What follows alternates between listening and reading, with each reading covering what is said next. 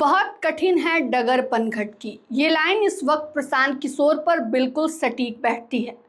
दूसरों को चुनाव जिताने वाले प्रशांत किशोर अब खुद चुनावी मैदान में उतर चुके हैं। जनसुराज ने बांकीपुर से उनके नाम का ऐलान कर दिया है, लेकिन सीट ऐसी चुनी है जहां सिर्फ भाषण से काम नहीं चलेगा, सिर्फ राजनीति से काम नहीं चलेगा, सिर्फ सोशल मीडिया की चर्चा से काम नहीं चलेगा और सिर्फ यह कह देने से भी काम नहीं चलेगा कि बिहार बदलाव चाहता है, क्योंकि सामने है बांकीपुर विधानसभा सीट। नमस्कार, आप देख रहे हैं मगही न्यूज़ और मैं हूं आपके साथ स्नेहा। बांकीपुर यानी राजधानी पटना की वह सीट जहां भाजपा की जड़ें सिर्फ चुनावी पोस्टर में नहीं बल्कि बूथ तक फैली हुई है, जहां वर्षों से एक राजनीतिक ढांचा खड़ा किया गया है, जहां भाजपा का पारंपरिक वोट बैंक है, जहां शहरी मतदाता हैं, जहां व्यापारी वर्ग है, जहां मध्यम वर्ग है, जहां संगठन है और सबसे बड़ी बात जहां नितिन नवीन की वर्षों की राजनीतिक विरासत है। यानी प्रशांत किशोर ने चुनाव लड़ने के लिए कोई आसान रास्ता नहीं चुना। उन्होंने सीधे उस किले के सामने अपना तंबू गाड़ दिया जिसे भाजपा अपना सबसे सुरक्षित इलाका मान रही है। और यहीं से शुरू होती है पीके की असली परीक्षा, क्योंकि बांकीपुर में उनकी लड़ाई सिर्फ भाजपा से नहीं, उनकी लड़ाई भाजपा के संगठन से है, भाजपा के पुराने वोट बैंक से है, नितिन नवीन के राजनीतिक विरासत से है, आरजेडी के उम्मीदवार से है, कांग्रेस के संभावित उम्मीदवार से है, विपक्षी वोटों के बंटवारे से है, अपने नए संगठन की कमजोरी से है, स्थानीय मुद्दे से है और सबसे बढ़कर अपनी ही बनाई हुई उस छवि से है कि प्रशांत किशोर चुनावी रणनीति के सबसे बड़े खिलाड़ी हैं। यानी दांव सिर्फ एक विधानसभा सीट का नहीं, दांव पर पीके की पूरी राजनीतिक प्रतिष्ठा लगी है। अब बांकीपुर का गणित समझिए। आरजेडी की तरफ से रेखा गुप्ता का नाम फाइनल बताया जा रहा है। कांग्रेस भी अपना उम्मीदवार उतार सकती है। भाजपा ने अभी तक उम्मीदवार घोषित नहीं किया है, लेकिन भाजपा का उम्मीदवार कोई भी हो, यह मानकर चलिए उस पर नितिन नवीन की पसंद, भरोसा और राजनीतिक गणित का असर बेहद महत्वपूर्ण होगा, क्योंकि बांकीपुर में नितिन नवीन सिर्फ एक पूर्व विधायक का नाम नहीं है, वह यहाँ भाजपा के वर्षों पुराने नेटवर्क का चेहरा रहे हैं। उन्हें पता है कि किस वार्ड में कौन प्रभावशाली है, किस बूथ पर पार्टी मजबूत है, कहाँ नाराजगी है, कहाँ संगठन कमजोर पड़ता है, किस सामाजिक समूह को कैसे साधना है और चुनाव में किस चेहरे पर दाव लगाने से पुराना वोट बैंक एकजुट हो सकता है। यानी भाजपा भले नया उम्मीदवार उतारे, लेकिन उसके पीछे पुरानी मशीनरी होगी और प्रशांत किशोर को उसी मशीनरी से लड़ना है। यही पीके की सबसे बड़ी मुश्किल सामने आती है। क्या वे भाजपा के वोट को में सेंध लगा पाएंगे, क्योंकि सिर्फ भाजपा विरोधी वोट लेकर बांकीपुर जितना आसान नहीं होगा। उन्हें भाजपा के घर में घुसना होगा, उन्हें उस शहरी मतदाता को तोड़ना होगा जो वर्षों से कमल के साथ खड़ा है, उन्हें उस मध्यम वर्ग को समझना होगा जो नरेंद्र मोदी के नाम पर वोट करता है, उन्हें उस व्यापारी वर्ग तक पहुंचना होगा जो भाजपा के साथ सहज महसूस करता है, उन्हें युवाओं को सिर्फ प्रभावी नहीं मतदान केंद्र तक अपने पक्ष में खड़ा करना होगा और यही काम भाषण से नहीं होता। यही दूसरी मुश्किल सामने खड़ी है। पीके रणनीतिकार है, लेकिन क्या वे राजनेता बन चुके हैं? यह सवाल कठोर है लेकिन जरूरी है। प्रशांत किशोर ने देश के बड़े बड़े नेताओं के लिए रणनीति बनाई है, चुनावी अभियान चलाए हैं, नारे गढ़े, डेटा समझा, जातीय समीकरण समझा, मतदाता की मानसिकता समझी, विरोधी की कमजोरी पकड़ी। लेकिन इस बार किसी दूसरे नेता की ब्रांडिंग नहीं करनी है, इस बार पोस्टर पर खुद का चेहरा है। इस बार जनता सवाल किसी दूसरे उम्मीदवार से नहीं, सीधे प्रशांत किशोर से करेगी। बांकीपुर के लिए आपने क्या किया? यह सीट ही क्यों चुनी? चुनाव जीतने के बाद यहीं रहेंगे या फिर बिहार भर की राजनीति करते रहेंगे? नाली जाम होगी तो कौन आएगा? जल जमाव होगा तो कौन खड़ा होगा? सड़क टूटेगी तो किसे फोन करेंगे? नगर निगम से लड़ाई होगी तो विधायक कहाँ मिलेगा?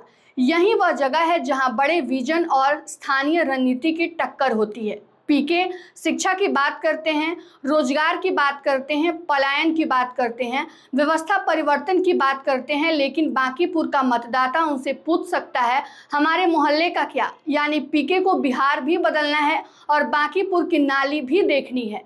और विधानसभा चुनाव की रणनीति में कई बार नाली का सवाल बड़े विजन पर भारी पड़ जाता है, लेकिन पीके की मुश्किल यहीं ही खत्म नहीं होती। सबसे बड़ा चुनावी चक्रव्यूह तो विपक्षी वोटों का है। आरजेडी मैदान में है, रेखा गुप्ता का नाम फाइनल बताया जा रहा है।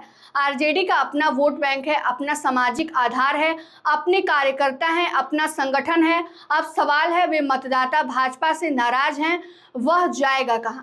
पीके के पास, आरजेडी के पास, और अगर कांग्रेस भी उम्मीदवार उतारती है तो फिर तस्वीर और उलझ जाएगी, क्योंकि तब भाजपा विरोधी मतदाता के सामने 3 रास्ते होंगे, जनसुराज, आरजेडी और कांग्रेस। यहीं भाजपा मुस्कुरा सकती है, क्योंकि राजनीति का पुराना गणित है, विरोधी जितना बटेगा मजबूत संगठन उतना फायदा उठाएगा। मान लीजिए भाजपा का अपना कोर वोट एकजुट रहता है, दूसरी तरफ बदलाव चाहने वाला वोट पीके, आरजेडी और कांग्रेस में बढ़ जाता है, तो प्रशांत किशोर की पूरी राजनीति कागज पर शानदार दिखने के बावजूद ईवीएम तक पहुंचते पहुंचते कमजोर पड़ सकती है।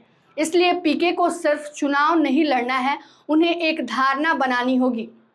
उन्हें मतदाता के मन में यह बैठाना होगा कि भाजपा को अगर कोई हरा सकता है तो वह वही है, और यही सबसे कठिन काम है, क्योंकि आरजेडी क्यों मानेगी कि वह पीके उसके मुख्य विकल्प है? कांग्रेस क्यों अपनी जमीन छोड़ेगी? पुराने विपक्षी कार्यकर्ता जनसुराज क्यों पीछे क्यों जाएंगे? और जो मतदाता वर्षों से लालटेन के साथ खड़ा है, वह अचानक पीके के साथ क्यों ही आएगा? इन सवालों का जवाब प्रशांत किशोर को जमीन पर देना होगा। फिर आती है संगठन की चुनौती। प्रशांत किशोर का नाम बड़ा है, लेकिन चुनाव नाम से नहीं, बूथ से जीता जाता है। टीवी स्टूडियो में शानदार बहस होती है, सोशल मीडिया पर वीडियो वायरल हो सकता है, यूट्यूब पर लाखों व्यू आ सकते हैं, फेसबुक पर लाखों लोग समर्थन कर सकते हैं, लेकिन मतदान के दिन सुबह 7 बजे हर बूथ पर आपका आदमी कौन है, मतदाता सूची किसके पास है, किस घर से वोटर नहीं निकला, किस समर्थक को मतदान केंद्र तक लाना है, किस मोहल्ले में आखिरी घंटे में वोटिंग धीमी है, कहां एजेंट बैठा है, कहां कार्यकर्ता गायब है और कहां विरोधी का नेटवर्क भारी पड़ रहा है। चुनाव का असली खेल यहां होता है, और इस खेल में भाजपा नई खिलाड़ी नहीं है, आरजेडी भी नई खिलाड़ी नहीं है, कांग्रेस भले ही कमजोर हो लेकिन उसका भी पुराना नेटवर्क है। जनसुराज को साबित करना होगा कि उसकी पदयात्रा सिर्फ भीड़ नहीं थी, उसका जनसंवाद सिर्फ कार्यक्रम नहीं था, उसका संगठन सिर्फ कागज पर नहीं है, और उसके समर्थक सिर्फ सोशल मीडिया के प्रोफाइल में नहीं, बूथ पर भी मौजूद हैं। एक और बड़ी चुनौती है उम्मीदों का बोझ। प्रशांत किशोर अगर कोई सामान्य नेता होते तो हार जीत को सामान्य चुनावी परिणाम माना जा सकता था, लेकिन पीके सामान्य उम्मीदवार नहीं है। उनकी पहचान क्या है? चुनाव जिताने वाला आदमी, राजनीति का मास्टर, राजनीति के नब्ज पहचानने वाला चेहरा। इसलिए अगर वे चुनाव जीतते हैं तो कहा जाएगा पीके ने अपनी राजनीति साबित कर दी, लेकिन अगर पीके चुनाव हारते हैं तो सवाल बहुत बेरहम होंगे। दूसरों को जिताने वाले खुद क्यों हार गए? क्या जमीन पर जनाधार नहीं था? क्या पदयात्रा वोट में नहीं बदली? क्या मीडिया की चर्चा को लोकप्रियता समझ लिया गया? क्या जनसुराज का संगठन कमजोर निकला? क्या पीके ने सीट चुनने में गलती कर दी? क्या भाजपा के किले को कम आंक लिया? यानी बांकीपुर में प्रशांत किशोर सिर्फ भाजपा से नहीं लड़ रहे, वे अपनी पुरानी प्रतिष्ठा से भी लड़ रहे हैं।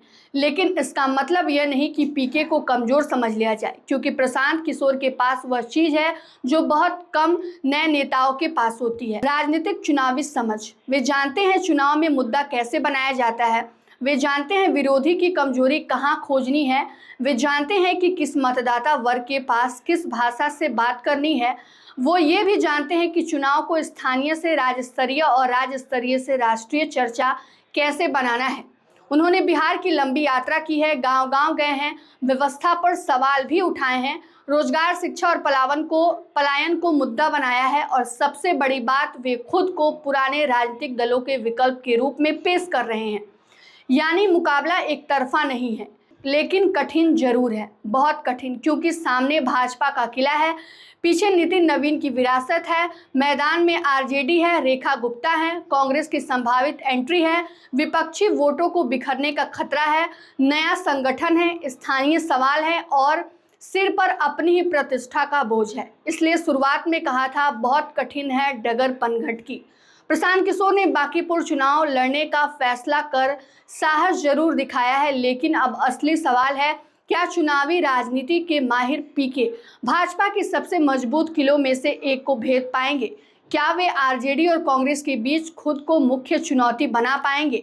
क्या वे भाजपा के पारंपरिक वोट में सेंध लगाएंगे? क्या जनसुराज का संगठन बूथ पर टिक पाएगा? और सबसे बड़ा सवाल, क्या दूसरों को चुनाव जिताने वाले प्रशांत किशोर खुद अपनी कठिन चुनावी परीक्षा जीत पाएंगे?